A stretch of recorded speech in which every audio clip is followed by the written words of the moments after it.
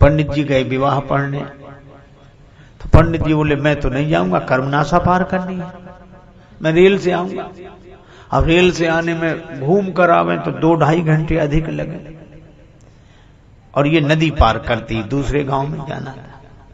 समाधान ना मिले तो एक पहलवान था युवक, उसने कहा पंडित जी हम आपका धर्म नष्ट नहीं होने दें, आप हमारे कंधे पे बैठे।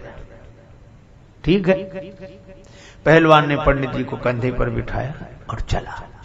पर भगवान भी कभी कभी ऐसा व्यंग करते हैं, बीच नदी में पहुंचा और उसका ऐसा बैलेंस बिगड़ा, पांव फिसला के पंडित जी को लिए दिए गिरा नदी।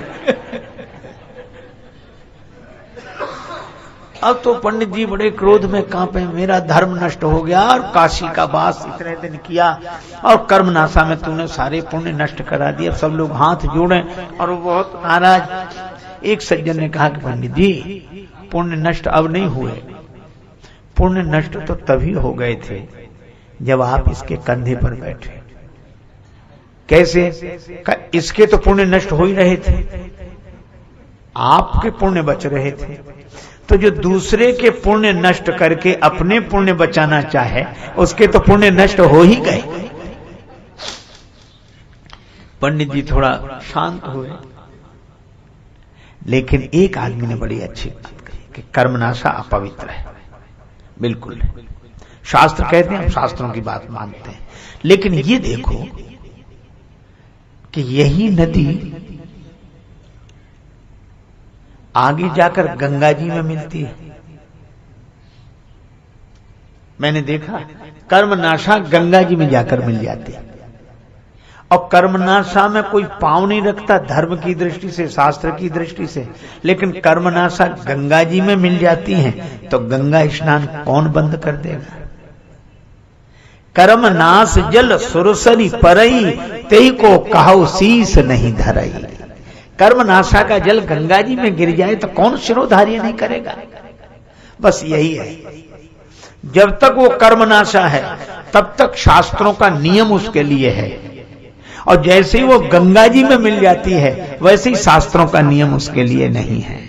मैं भी आपसे यही कहता हूं, जब हम अपनी वर्ण जाति में रहकर अभिमान रखते हुए उसका पालन करते हैं तो शास्त्रों के नियम पूर्वक चलना चाहिए। लेकिन जिस दिन राम भक्ति जहां सुरसरी धारा, भगवान की भक्ति में हम अपने जीवन को मिला दें, उसी दिन शास्त्रों के नियम हमारे लिए दूसरे हो जाते हैं।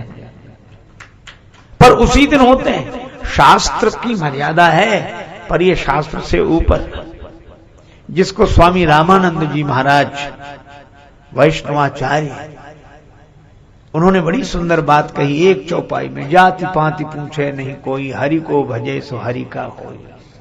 और उनका गोत्र अच्युत गोत्र, और कैसे कैसे संत बनाए गए। आप देखो रविदास जी को उन्होंने शिष्य बनाया, माता मीरा जिन्हें गुरु मानते हैं। क्यों? क्या शास्त्र मर्यादा का ध्यान उन्हें नहीं था? लेकिन शास्त्र मर्यादा से अधिक भी भगवान की भक्ति का भरोसा करते थे। पर आज तो विडंबना ये, मिलेंगे लोग पूछेंगे तेरा व्यवहार कितना है, मिलेंगे लोग पूछेंगे तेरा व्यवहार कितना है, मिलेंगे लोग पूछेंगे तेरा व्यापार कितना है, मगर ये कोई नहीं पूछता कि तेरा प्रभु से प्यार